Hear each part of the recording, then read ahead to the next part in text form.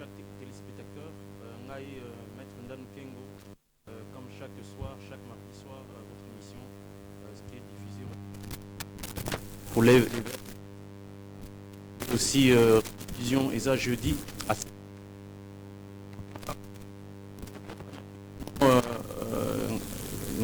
Naza guérisseur, Naza P maître spirituel, c'est-à-dire non P ça paye initiation. Et puis couple, oh mon toisin a problème na couple naé, nazo bongi ça paye situation sous non ça la paye va désenvoûtement. Mutaza moi na moko mutu azala ba problème d'attaque spirituelle na ko bongi sango pe. Donc, nous avons traité la maladie, tout, netimba, soupé, sida, cancer,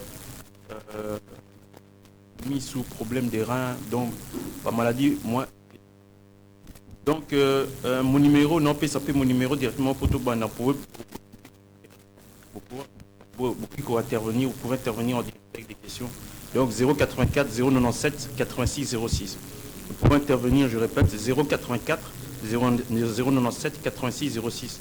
Oui, qu'on intervenir en appel direct ou bien même dans WhatsApp, dans zappé. Bon, dans WhatsApp, dans la connectivité, appel direct ou message. Voilà. Les lots Tobé Tamasolo, il y a Mami Wata. Donc, qui est Mami Wata? Tobé Tamasolo, total la question. Oh, beaucoup que vous posez. On va regarder les questions que vous posez. Donc, Tobé Tamasolo, il y a les sirènes, les esprits des eaux. Alors, tout en direct. Qui est Mami Wata? Donc, Mami Wata, ils ont un mot en anglais. Donc, Mami, ça veut dire mère, et Wata, ça veut dire de l'eau. Ça veut dire Wata, Boloka, water. Water en anglais, ça veut dire de l'eau. Donc, la mère des eaux. Ça veut dire ça. Mais, Nakachama, ils ont vraiment beau moté. Parce qu'il faut savoir que Nakachama, esprit basé belé, Kuna Nakach, bazo vivne bisope, bazalo ba royaume, ba civilisation, bazapé. Na policier, na loi, bazapé na école, ba université, bazapé na sport, ba loisir na bango, bazapé na bandako, bazovi neti biso, mais na dimension musus na monde subtil musus. Pour yeba kenza metant à salaki mukili, c'est-à-dire l'énergie primordiale, la divinité, tant à salaki mukili à kabulaki ba dimension belé. Oya mai, oya mabele, oya mpepe, na oya biso misuni, oya tozawa na terre, na planète terre. Donc on a petite définition qui m'a mis au cas où on a posé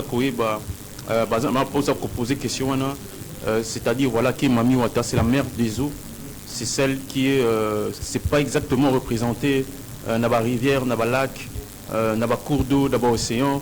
C'est un esprit, en fait, ce sont des esprits des eaux. En réalité, ce qui se passe dans Katiamaï, ce sont des esprits des eaux. Alors, la question que vous poser, c'est qu'est-ce qu'il y a dans les eaux?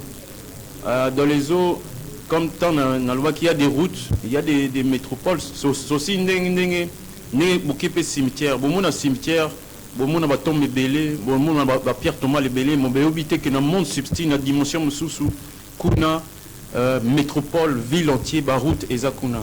Mais beaucoup comme on a noté parce que nous avons une émission, nous avons Kabola qui mukili, c'est-à-dire qu'il a séparé des mondes dans plusieurs dimensions et bisotoza dans la troisième dimension. Mais ce qui bolimbo il va plus. Alors là, il faut s'approcher de moi pour une initiation. Pour y avoir une initiation. Pour la troisième pour la réalité, il y a monde sous la dimension sous pour la dimension belé, être bazar belé, être sous bazar bleu, être sous bazar couleur rouge, être sous bazar moulaï, être sous bazar boule. Donc être sous bazar miss moko na jambe moko. Donc ma kamweza mo belé na monde ya nzambe ba réalité ça. Bon, on a un film où Mindel Basal un monstre, mais en réalité, Baza un monstre, Baza être ou Nzambe Sala ou Baza vivant, être vivant, mais Baza dans la dimension Moussous.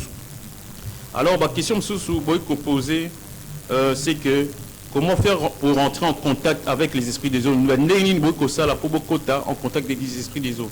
Et en ce corps là, j'en reviens encore, il faut s'approcher d'un maître, parce que le maître n'est pas d'accord pour passer la bino rituel. Donc, il faut qu'il y ait des temps la première namaï, l'esprit batala déjà bino, baskana déjà bino. Donc, ça a été n'importe quoi namaï. Batumsous basala a besoin de bango fécal, c'est-à-dire que basala a besoin de bango neti, kosa ba salité, bazo bois ka salité, bazo sala a besoin de bango izamabé. Parce que l'esprit wana yamaï ba kolana bino tinandaku, et puis koza batak neti ba couche de nuit neti ba repas de nuit na expliquer bino semaine passée couche de nuit et mari de nuit ou homme de nuit aye ko coucher na bino na ndenge spirituel, ça dit que tant bino bola la aye ko violer bino na expliquer bino mais non en résumé hein les aneti ndoki neti esprit moko hein bo sali peut-être mabe na nature bo sali ba besoin na bino mabe na mai bo boa ki biloko mabe eza iloka osala te.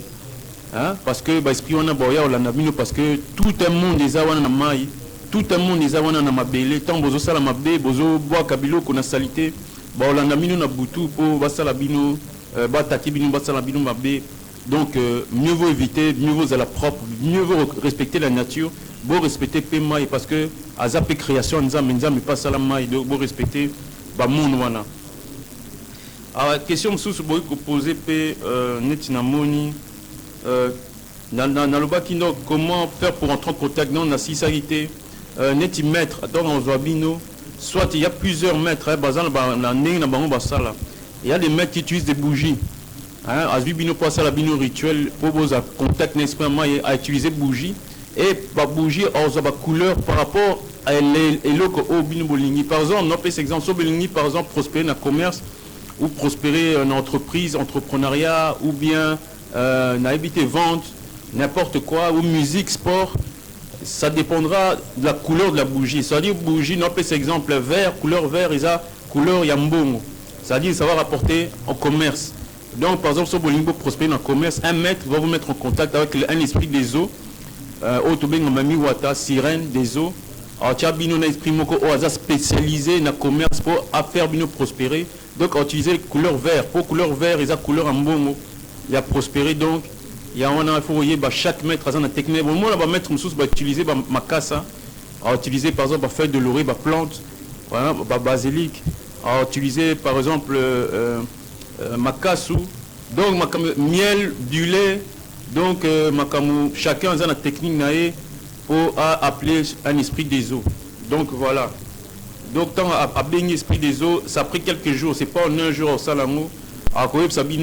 Pendant par exemple on paye ça 9 jours il faut beau temps il faut beau liaboyer il faut beau ça soit jeune ou pas jeune soit il faut beau liaboyer donc il faut savoir que les esprits des eaux il y a ma comme sous oh balingate humain balia tant bozana alliance tant bozana pak naï et ba comme sous balingate bolia donc un maître bon mon bizarre tant mettre au tiabino contact pour na beau prospérer dans commerce pour na ba faire na bino beau allez tenir tant mettre à oyib sabino bolia boité ou bien beau ça la boité ou bien beau coucher beau ça l'alliance dans moi cité ou bien ceci cela ou bien la 6h du matin faut beau la mukabota la na est donc makamoza belé chaque maître azana pratique naé pour azwa contact le molimo maintenant il faut savoir quel contact quel molimo c'est ça le danger il faut savoir parce qu'il y a des molimo na kacha mai baza mabe et mususu baza malamu donc c'est pas n'importe quel esprit il faut qu'on soit il y en a dans le bas toujours so bonimbo zwa contact na esprit vous obligé il faut travailler dans l'initiation d'abino, il faut travailler dans la vibration d'abino. On a expliqué qui se nous passé vibration, ils ont une vibration, ils ont oh et l'eau que nous avons ça là. Ça dit qu'ils ont votre pensée, si vous avez des bonnes pensées, votre vibration sera haute. Ça dit que vous allez attirer ce que vous voulez. Exemple, si vous avez la commerce, il faut noter que ça ne pas. Alors vous avez une bonne vibration. Si vous avez une bonne vibration, vous pouvez exaucer mieux sur vos canisa. Mais pour ça, pour travailler vibration, il faut avoir une bonne pensée. Il faut bozala na mutema malamu, il faut botonga te batu, il faut bozala na bolingo, il faut vivre heureux, etc. etc. Et ils appellent la technique sous wana ce qu'on a ndenge mabe, wana na tanga na ndenge bonzami, na ndenge mabe, il faut bosala ba sacrifice, makila il faut tanga. Pour vibration na bino ezali likolo, ça dit il faut liba makila mutu msusu, ezala ya taba par exemple, il faut sacrifier 20 tabac, ou bien il faut sacrifier mutu et wana makila wana et ça vibration monene au bino pour récupérer dans ndenge mystique pour vous la vibration likolo bois tirer et le kobolingi. Deuxième chose à part vibration dans le bas qui peut énergie ça énergie siko eza biloko bolia kaka ndenge bozo bouger bozo qui est droite gauche et énergie ça veut dire que nous avons tous en nous des atomes na kacha atome nzamba sala ezala animal ezala nyama ezala biso mutu toza ba atome ce qu'on a kacha atome eza on a kacha atome il y a des protons neutrons électrons tant bozo bouger se tourner plus c'est bouger plus besoin de énergie. Tant besoin de vibration likolo, tant besoin d'énergie likolo, beaucoup attirer et loko nyo sobolingi. Parce que hasard est à la tête. Et ça question de vibration énergie. Il y a un an à mettre na yo pesa bino ba secret pour comprendre mo kilenge zo kine pour biso pe Afrique to matape neti mindela yibi secret wana asiatique yibi secret wana mundi bu pe yibi secret wana ya on a bazali kolo biso pesa tout na biso ko recevoir ba secret ya loi de l'univers pour tous à la paix riche tous se sortir tous gérer ba minerai na biso tous gérer ba richesse na biso parce que faut dire la vérité Moïno azad dernier dans le monde parce que azan la connaissance té il est plus intéressant d'avoir la connaissance que religion, de prier tous les jours. Dans le boïté religion, dans le but que les religieux ils amabé ou bien que ça les amabé. Dans le but bonté, dans le but mais ils a plus intéressant qu'au travail vibration naé, énergie naé parce que c'est ça qui va faire attirer oyo sur bolingi. Ndela ibiango, asiatique ibiango, mundi ba ibiango ka biso to ibiango té. Yawan Nzambe pe asali que atinga ba maître et belé baton neti biso pour dévoiler biso parce que Renaissance Afrique oseya Calamité Afrique à cause de la puissance mondiale. Donc il faut te préparer. Il y a Nzamba tini ba mettre. Nengatina qui va mettre aussi na Grèce pour ba mindele tomba koma ki ko Renaissance na bango pour ba zomo ki puissance mondiale. Mindele atina ki ba Aristote, ba Platon, ba Socrate. Atina ki bango en Égypte pour ba tanga pour ba pesa, boyebi ba pesa loin de la nature, spiritualité et pas ba mindele. Il y a un monde ba mindele ba kompe likolo. Il y a on a peu biso, et ça tourne biso. Il y a on a Nzamba tini ba mettre ya un biso to botami pour stopper sa biso secret pour sa bino secret à mukili pour s'en sentir.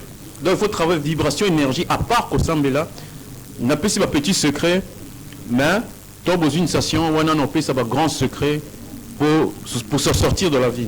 Donc question monsieur beaucoup posé p et ça qui peut rentrer en contact avec les esprits des eaux dans quel but nana qui compte en contact avec les esprits des eaux et n'a but nini. C'est-à-dire mututu avec au côté en contact n'a pas esprit des eaux, mais il faut avoir de code. N'eng na lobaki boy ko kini na maïté, hein? Bo sali ba bo livre mon qu'on a habité dans la librairie, livre mon ésotérique, livre mon mystique, hein? N'eng nini ko ben ça ba esprit à maï, bo yeux en ko bino mon ko bo sala rituel en il faut que yeba qu'ils sont dangereux parce que faut savoir que nous avons kabul biso ba dimension tant esprit wana ko ya, tant bo sali rituel wana Botan livre, il faut ça la bobeng ça, esprit moko songolo, esprit wana tant oya.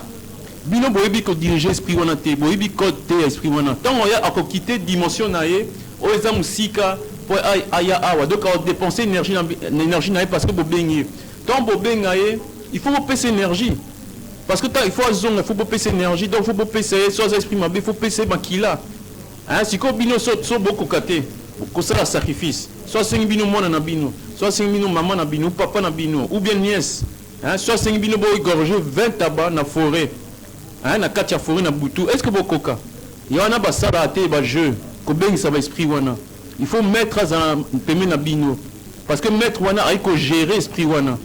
Parce qu'il y a des codes, à mettre wana za initié. Bino boza initié te bokeno zo et mon livre mon ko boé, allez beaucoup ko beng sa esprit. Et ça dangereux bokeba. Ba sakanati na spiritualité ba sakanati na ba molingo. Donc voilà. Donc n'importe qui avec benga les esprits des eaux mais il faut avoir les codes. Alors tous les la question que vous pouvez vous poser est-ce que les esprits des eaux peuvent nous rapporter quelque chose dans notre renaissance de civilisation africaine? Donc est-ce que ba esprit des eaux ba ko rapporter biso africain pour la renaissance na biso? Oui, parce que selon l'histoire, hein, il faut savoir en Égypte, biso ba Congo en Égypte, tozala qui les rois. Faut boye ba histoire na biso. Faut boye ba que réincarnation ça existe, ça dit to kufa koboka. Kaka biso, tozala qui en Égypte to ça ba pyramide wana parce que poto ça la pyramide wana. Poto ça ba mathématique wana ning ba pyramide des a relié mathématiquement et ça juste à millimètre près. Imaginez-vous ba pyramide wana ning za moulaï mais ils a juste un millimètre près. Il fallait initier un grand prêtre il y a Égypte, il y a Bisso, Congo. Il fallait baser na inspiration, il fallait baser na contexte, na dimension mususu subtile, na planète mususu. Et aussi à cause de la grand initié. Il y a on sali que tous inspiration par rapport à monde wana pour créer pyramide. Il faut voir que invention tout est na dimension Bisso, ba sala ba voiture neti Leonardo da Vinci. Mindele dans autre temps basala Beethoven basala moi invention mais il faut voir invention on écoute avec papa noir mais il faut voir que bazwa qui a na dimension musus donc c'était des initiés tant mutasali avion il faut yebaka lala azaki a grand initié tant lala qui a eu inspiration na monde sous subtil parce que tant tozo lala tozo vivre paix na journée tozo vivre physiquement et na boutou tozo vivre spirituellement donc tozo la deuxième corps na biso to benga corps énergétique parce que tozo na 9 corps tozo na cita qui en premier mission tozo na 9 corps mais le corps qui na ndoto eza et corps énergétique au dans monde astral donc kunane tozo ba inspiration plus on maîtriser monde wana plus on ça la invention plus pe ba musicien ba kino kozwa pe na ba monde wana ya monde subtil ba inspiration pour ba mélodie ba inspiration pour ba ça la musique na bango na ba mélodie na bango et ou ta souvent dans les esprits des eaux au to benga mami wata donc ça les esprits c'est clair et net ba monde subtil ba monde des esprits au bazanazo ba qui qu'on rapporte biso africain pour la renaissance na biso mais au senga siko ba initier ba mettre bazala bala mukabazala dans le beau côté basala teka spiritualité pour na mbongo basala pe spiritualité pour la renaissance d'Afrique pour la civilisation Afrique pour la invention parce que pour l'invention d'Afrique parce que faut que ba nyoso otozana nyoso otozana ngoiza la TV eza bilamba eza la chaussure eza mundele eza ba chinois eza bisoté comment biso toza ba noir na mukili tozo ko créer te oya biso car na biso tozana ngote hein musique tozana ngote musique tozana ngomé caméra tozana ngote TV eza chinois hein kit eza mundele voiture eza moto pe eza chinois donc biso soki tolingi pe to créer oya biso ba avion ba voiture kasi il faut to kota na connaissance eza kindo kité il faut bobanga te yango na mokili eza il faut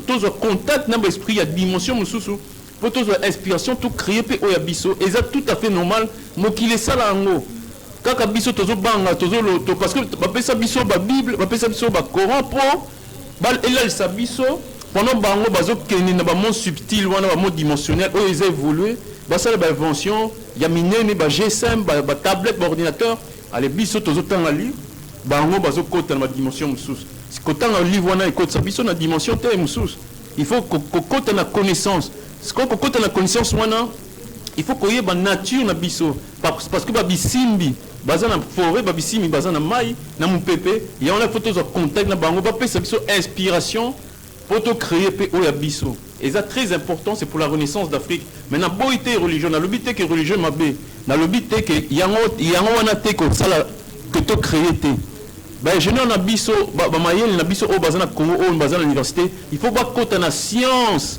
il y a spiritualité parce que tant tozaki na royaume Congo tozaki na deux écoles tozaki na université oyo ezopesa makama misuni physique par exemple mutaza ingénieur bazotang ça y est na nenga ki ingénieur si comme mutu batu oh bazaki mayele na université wana na classe bano sala nini eta bano zwa bango bano kotsa bango na ba confrérie otobenga confrérie si ko na ba confrérie wana soki par exemple moi na moko na université azwaki 20/20 azaki le meilleur bazuye ba l'accès réalité ce qu'on a monde subtil le monde spirituel ba initier pourquoi parce que bana wana bano ko inventer bano ko inventer ba médicaments pour la maladie bano ko inventer ba biloke belé pour l'ingénieur parce que bano côté na dimension sous parce que bano initier bango na confrérie il y en a peu bindele bazo sala bango na ba loge maçonnique parce que faut boyeba c'est pas les religions au sali poto c'est pas les religions au sali Asie c'est le mysticisme c'est-à-dire c'est les loges franc-maçonniques c'est les rose-croix c'est les inconcars c'est les Illuminati c'est les croix de David c'est les juifs kabbalistiques qui a fait l'Europe qui a étonné l'Europe et ça c'est religion et christianisme catholique ni Jésus parce que les religions à l'histoire sur autant d'histoire la religion c'est fait pour dominer les peuples c'est fait pour rendre les humains les peuples un esprit bas pour bailler la vérité il y a initiation bailler la vérité de loi de la nature oh que ça là qui va comme libre dans mokili oh que ça la peuple africain à tous appel donc oh on est quoi Kati bon tous qui appellent pour ma question peut-être mais donc Kati peut-être on rappeler après ceux à qui qu'on rappeler pour nous répondre aux questions naïves. Donc, c'est très important le mysticisme. Donc, Toyo Kamndeko, Nayambi. Oui, allô, bonjour. Bonsoir, Ndeko. Bonjour, bonsoir, maître. Ouais, bonsoir. Le bas question, Nao.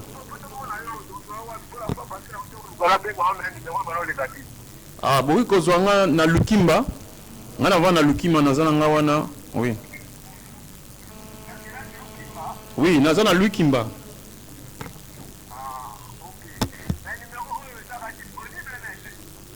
Numéro oh yango wana. Na ko 080 ouais, ka yango oh za nango wana.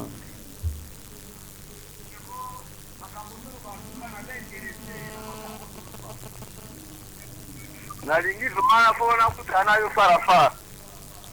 Ah, nga problème ezate ata lobby oki koya na o obenginga nga naza toute la journée na Lukimba. Oye na o na ki ko peso moi ba secret pour na ba esprit des eaux.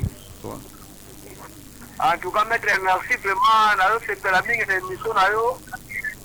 Ndeno zo ko essayer biso surtout biso ba jeune na lelo kuri. En tout cas bapungutulendo bazala na yo elongo. Problème te. Kozala toujours la Congo sacrale oyo essaye bane Congo. Eza mission na nga tolamuka donc Congo central ekomata. Fozala na biso awa na antuka na ozapela besoin okutana na osala programme na kobenga yo kongo aza na matadi. Ah, ça va, problème te. Yo salinga signe. Donc ndeko alingaki tokutana abengenga donc boy kozwanga net na lobi boy kozwanga nga na na Lukimba. Mais na yaka pina matadi donc toi ko sala. Donc na bano loba que le mysticisme est très important. Eza eloko très important pour former une civilisation, pour former un peuple. Donc effectivement réponse nanga eza oui tozana posa ba esprit ya mai pour to progresser biso Afrique to progresser surtout Congo. Tozaba posa ba esprit ma BLP, esprit P, ya mpepe, esprit P, ya moto.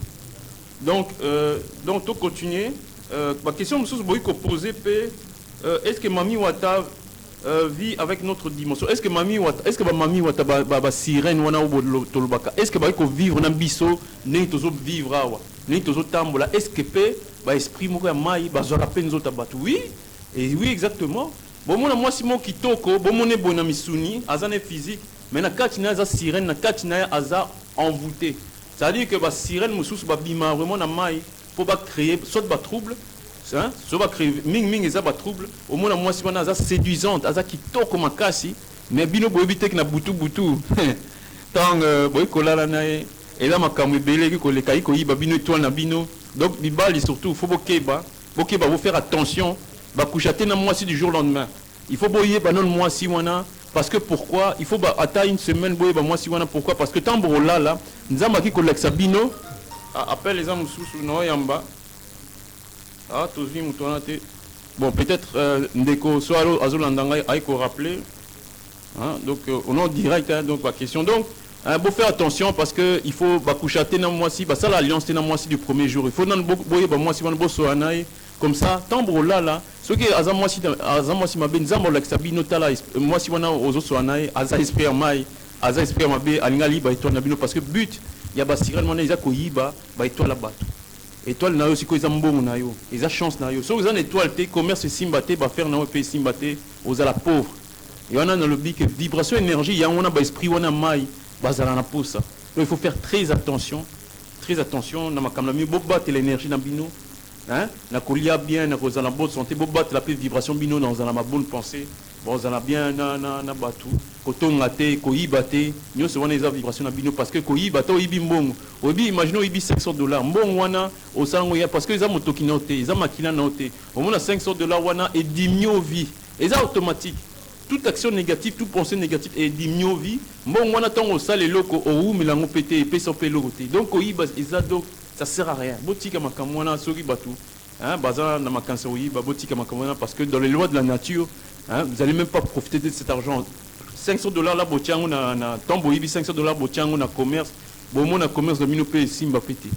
Et simba pété. Ata simi en un temps, bon mon a fait que un temps mususu et kokoyaka parce que les hommes toki na binoté eza automatique. Donc ça sert à rien. Donc on continue ma kamnabiso les pactes avec les sirènes existent-elles et quel pacte les gens font avec ces mamies pour quel but? Bah pacte Naba sirène, ça veut dire que Otobinga Mami Wata. Est-ce que ça les mara? Na quel but? Basalango. Donc, tu vas ça la pacte au Bazingi, Balingi pacte na sirène naba Mami Wata. Et ça pour na prospérer. Et ça pour na commerce, pour l'entreprise. Et ça pour na richesse. Parce que les esprits des eaux, paix sera richesse. Hein? Dans tous les esprits, il y a ma, eza moupepe, eza mai, eza la moto. oyo yama iba sara prospérité, c'est-à-dire que ba sara commerce, réussite, entreprise mbongo. C'est-à-dire batu o balinga ko sala alliance na bango eza pour na mbongo pour prospérer pour na commerce, mais aussi pour la guérison. Eza ba pont mususu et ça mis likolo ba rivière, eza ba technique musu ba initier ba ibi makam nazoloba. Hein, eza comment dire ba révélation, c'est-à-dire que bengi sa ba molimo ya mai pour la guérison, pour sa faveur, c'est-à-dire que pour aider pour la maladie moko ya guérison. Hein, pour na sala ngo ceux qui font na maladie moko neti sida, cancer, na sala rituel pemi na pont. Et là secret na zo pe sabino so bo qui ne pont ba énergie ba vibration za likolo bo bois kata hein neti offrande hein bo bois qui ata miliki après bo lobi veut na bino za secret na pe sabino bo sala ngo bo mona bo pesa bo benganga bo loba que na ki na raison bo bois kata miel muke ou miliki neti offrande bo lobi rêve na bino ou bien posa na bino et bo mona dans le jour à venir il loka. Donc, alliance, va faire la alliance dans l'esprit des eaux pour la prospérité, pour le commerce. Donc, on continue l'histoire dans l'histoire. La question que beaucoup me poser, peut-on marier une sirène des eaux et avoir des enfants? Ça dit que, est-ce que beaucoup la sirène des eaux ou bien qu'on a moins oui, exactement. Il y a des belé au bazar, grand amokilio, babala nakana ba sirène des eaux. Ils font des alliances, ils se marient et ils ont des enfants dans l'autre monde, dans les dimensions. Et ça, ils ont biloko réel. C'est-à-dire, ce sont des grands initiés, grands initiés qui sont sportifs, qui sont musiciens. Oh, basalaka, hein, basalaka, alliance dans l'esprit. Abalani na mukila misuni, abalani pe na mukila mai. Pona mbongo pona ça la commerce na sauf par exemple imaginons un musicien un grand initié a vu alliance na esprit na ou appelle ça ba mélodie appelle ça ba connaissance au monde siko azana na bana na mai siko makamwana izalande ni moi si na il faut accepter moi sinon il faut initier ça dit que moi si na il faut accepter que aucun peut bala moi si na mai et qu'on zappé na moi na pona bien non mais il faut que ba sirène wana bazala jaloux donc il faut qu'on a bien par rapport à pacte par rapport à l'alliance pona bien abino donc voilà donc ça se fait qu'on a bana na mai qu'on zappé na moi si na mai donc quelle question que vous poser est-ce que les esprits des eaux sont mauvais c'est-à-dire que est-ce que ba esprit des eaux baza mauvais té nané na le au début de la mission baza bangonyo sont mauvais té baza bangonyo bon et non appel Moussou to Kandeko. Allô? Allô, bonsoir. Bonsoir. Ngapea luga zana posa kukuta nayo. Un problème. Ba vision azwa ya bien te bando te mabe. Azana. Ah, allô Ndeko. Allô? Allô Ndeko. Oui, so ça la vision ma ben ils ont envoûtement ils ont attaque des sorciers ba notre mambe neti nini ba attaque neti nini expliquer non ba ndo te lokuta bembe lokuta ba OK ba place moko bo lokola ya bien te ah au moniteur ozomona ba mbembe ozomona ba esprit o ba kufi o ba ozomona ba ndoto eza mabe ça dit que eza neti balimba récupérer neti aux proche de la mort. Mais ils ont un problème que stressé té so za na tanto kutana ngana za na lukimba wa ndi kwa akati mais bon na continuer pour un problème na et tant besoin l'autre que ba esprit n'est pas koufi mutu o akufi ou bien bolota cimetière bolota ebembe ça veut dire que vous approche de la mort ça veut dire qu'il y a des esprits qui veulent vous récupérer ba esprit balimba ba récupérer bino pour bozonga mukila mulimu ça dit beaucoup fa en gros donc c'est ezamabe cimetière et mutakoufi bozolo taïza ezamabe donc mais ça problème tene kwana soit à rappeler ngana il faut régler situation na batak wana eza problème tene pe ça moi conseil pour à éviter bandoto wana à bloquer ba esprit wana donc nous continuer histoire na biso mami wata est-ce que tous les esprits des autres sont mauvais est-ce que ba esprit ils sont tous mauvais dans le bateau de début il y a des bons esprits au boki ko alliance na bango il y a des mauvais esprits pe na catch si ça dépend de quoi ça dépend de votre vibration de votre énergie si vous avez une énergie de vibration likolo beaucoup de grand esprit à maille parce que neti biso na mokila misuni na mokila misuni awa ce que vous avez grand esprit au loi de la nature parce que pour être grand esprit faut y la loi de la nature faut être initié. Oh, tous en pas appel sous. Ah, tu réponds des cours. On en direct. Bonsoir. Bonsoir, Oui. Ouais, expliquez le problème là. Ndoto là.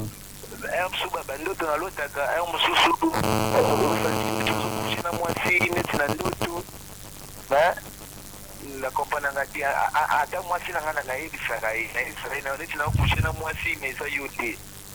d'accord. Vous avez expliqué en direct. On doit permettre là. Bon. Marie de nuit.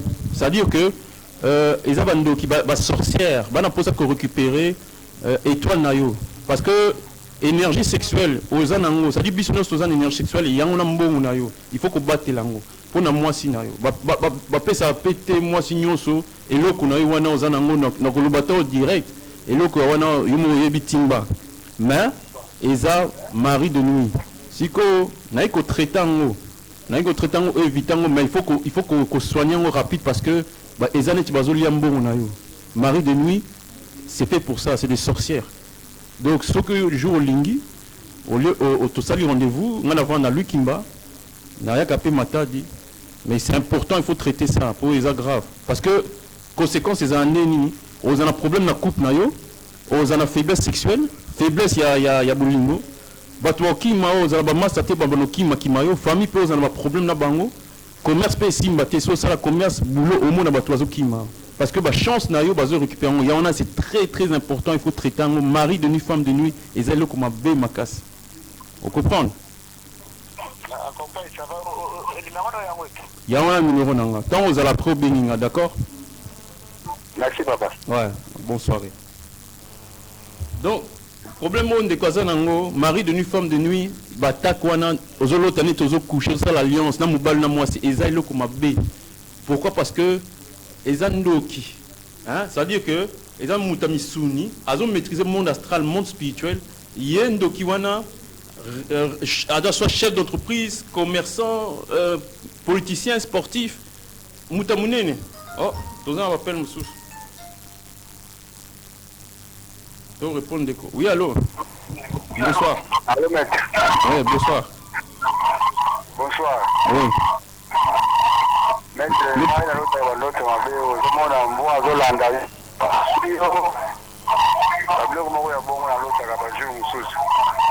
N'a expliqué? Tant que Landao, ça veut dire que Ezandoki a se transformé dans Nyama. Au monde dans monde de rêve, dans monde astral, auto bien dans monde de rêve, dans d'autres. Hein? Oui, que je forme le nis. Quand donc on a pas monde à l'illuminité, au salami, à qui qu'on y a une forme léopard, il y a panthère, ou bien il y a niaou. Mais à Azoli a une forme en bois. Ça dit qu'à limité au monde parce qu'il y a déjà, il y a un azoa attaqué. Mais ce qui a suivi, ce qui a suivi, ce qu'on a suivi, ma bé, ma casse. Oui, que bé, là, le jour à venir. Donc, solution, on a eu que ça, l'ango. Hein? Si on a suivi, zoati, zoa boule couteau. Mais la boule couteau. Hein? So, un jour, on a l'autre, so, d'autres, on a les belé, zolandana, on a il faut benganga, on a ma bé. On a besoin de préparer ce sacrifice. On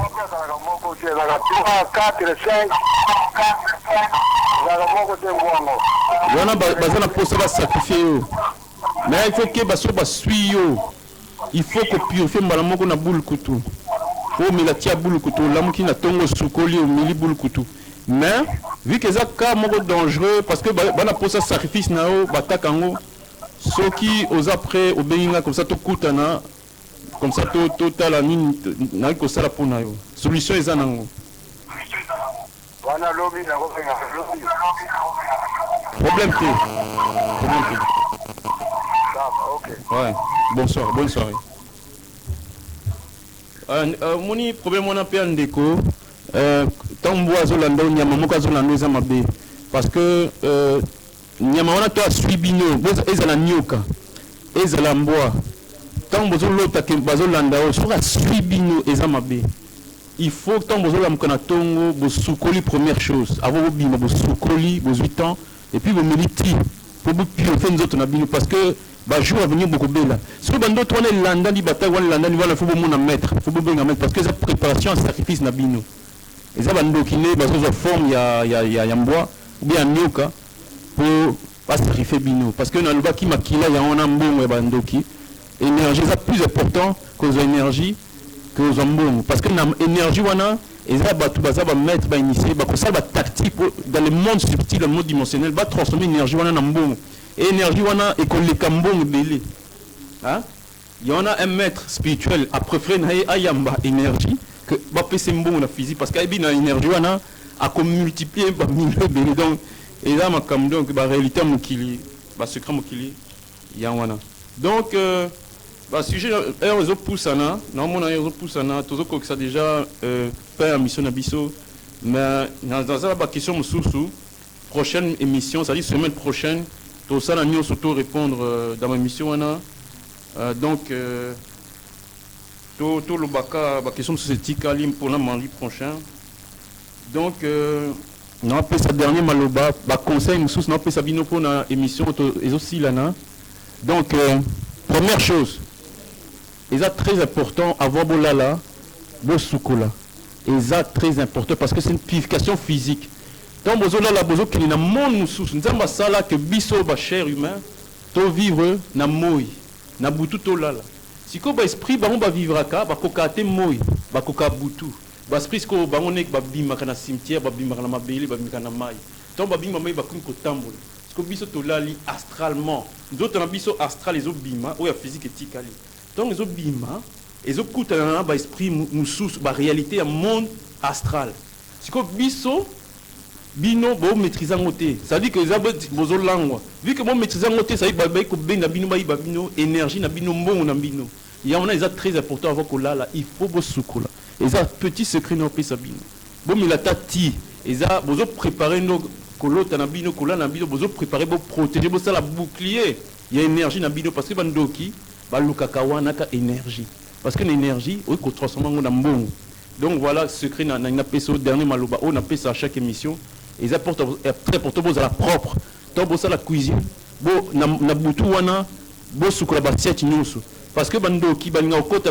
banda kumoko o eza salité o ba pour baza ba yango na bando ki baza na accès facile na isa bino pe bo za na ba plante neti aloe vera bando ki balinga ngote na monde subtil ba banga ngo parce que ba plante o biso to mona pamba mais ça vivant et protéger biso bo za pe na niao na mboa si possible parce que banya bamboa net négligeable bango surtout ba noir ba chat noir ba nia blanc bango ba protéger biso astralement bamboa na temps na butu bosala vous nanda ko ça veut dire que mon esprit bango ba faciliter à mon ndoki ce que bandoki ba bango parce que ba rêver saka mon ndoki a continuer à 3 heures yozo là mboa comme mboa monaka nia ou pas monaka ba comme ko ganga ba ko sala makambo yo ko prendre ma la mo ki ko prendre ndoki a koti et puis bamboa na ba benga na bango na butu.